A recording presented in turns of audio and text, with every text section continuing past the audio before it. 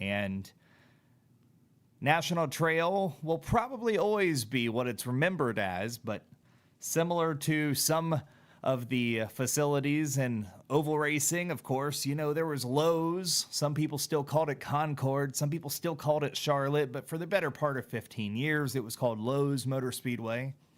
This will serve as a marketing partnership, a branding effort of the IHRA and Daryl's businesses. It's a great idea, but it's going to be weird, and it'll take a long time for any of us to remember to call it that. So for the sake of the audience who may be out of the know or maybe not following IHRA, it's National Trail Raceway, the historic name of the track, and Darana Raceway, the new name of the drag strip in Central Ohio.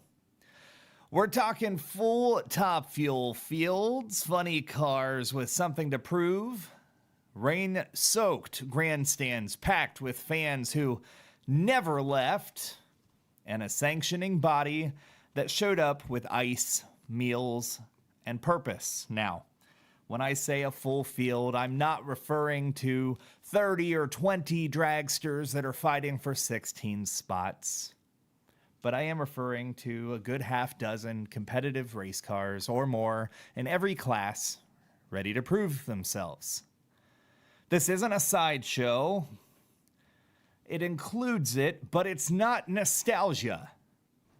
This was the return of what was once one of the most intimidating and prestigious forms of drag racing in the world. And frankly, it may become that again.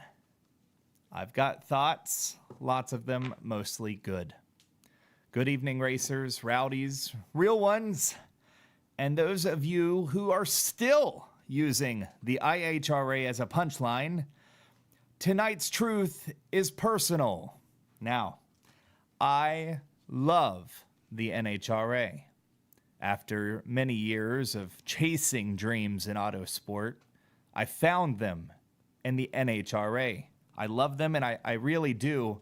I've spent the better part of the last 5 years embedded in that sport, so you won't hear me say anything poor about the promotion that I am such great friends with.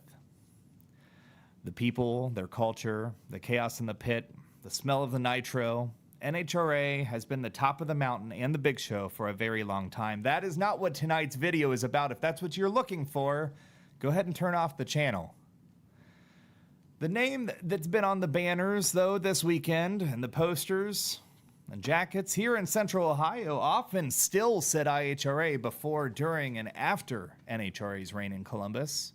And for the return of IHRA's Outlaw Nitro Series at National Trail Raceway, I'll admit it, my expectations were relatively low. Not because I wanted them to fail, but because I've seen enough reboots, revivals, and we're back press releases in my life to know most of them end up more sizzle than steak. But now, after what I witnessed firsthand, I was dead wrong. And I want you to know exactly why. It started the moment I parked.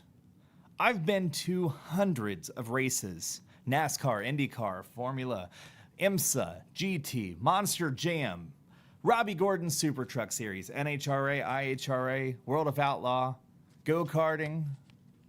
This is the first time I've ever been handed a golf cart for the weekend just for showing up. Did you hear me? They just gave it to every member of the media. I didn't pull any strings. I didn't flash some badge saying I'm entitled. It wasn't laminated in gold. I was just handed the keys.